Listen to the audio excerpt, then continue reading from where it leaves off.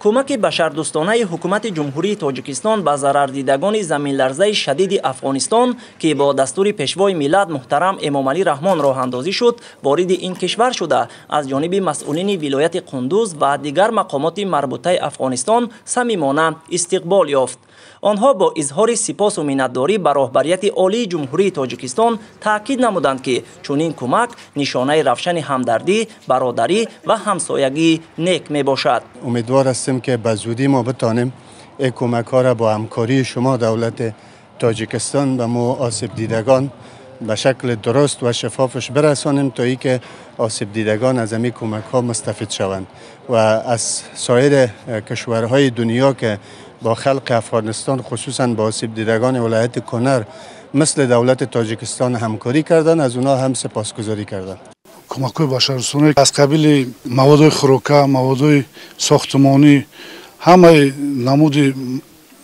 تجهیزاتی که برای روزگار ضرورند برده تا مکان ضرردیدگان میرسونیم. ساکنان ولایت کنر که بر اثر زمین‌لرزه شدید تلفات زیادی جانی و خسارات اقتصادی دیده روزهای دشوار را پس سر میکنند، با این عمل بشردوستانه دستگیری سری وقتی و پشتیبانی همسایگی نیک را احساس میکنند. مسئولین مقامات افغانستان با عرض سپاس ابراز داشتند که چنین غمخواری و توجه دائمی حکومت جمهوری تاجیکستان بخصوص پیشوای ملت محترم امامعلی رحمان نه تنها شرایط روزگار آسیب دیدگان را بهتر می‌سازد، بلکه در کاهش اندوه و رنج آنها تحکیم احساس انسان دوستی و همبستگی برادرانه سهمی ارزنده می‌گذارد. اظهار داشتند که رسانیدن کمک‌های بشردوستانه حکومت جمهوری تاجیکستان برای مردم آسیب دیده امید و باوری میبخشد و نمونه روشن سیاست نیک و همسایگی ابدی میان دو کشور میباشد. از کمک های بشردوستانه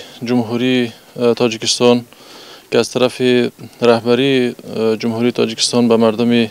زلزله زدگان ولایت کنر شدن اظهار سپاس میکنیم، اظهار تشکری میکنیم از مردم شریف تاجیکستان و همچنین از رئیس جمهور و تمام اراکین دولتیشان اظهار سپاس که در جای غم و اندوه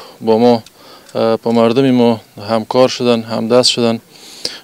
و اظهار تشکری میکنیم. جهان سپاس. آرزوی ما همی است که در هر جایی، در هر مملکتی که کدام آفت و کدام ضرری میرسند باید دست به دست شویم، همکاری بکنیم، چی در افغانستان باشد، چی در تاجیکستان باشد، در هر کنج کناری که باشد جامعه بشری با هم دیگر دست بدهند، کمک بکنند تا با که مردمایی که آسیب دیدن به اونا کمک‌های بشری ارائه شوند. این اقدام بشردوستانه که با هدایت پیشوای ملت محترم امامعلی رحمان عملی گردید بار دیگر ثابت می‌سازد که تاجیکستان در هر شرایط در پهلوی مردم برادر افغان قرار داشته برای دستگیری و کم کردن رنج و اندوه آنها سهم می‌گذارد.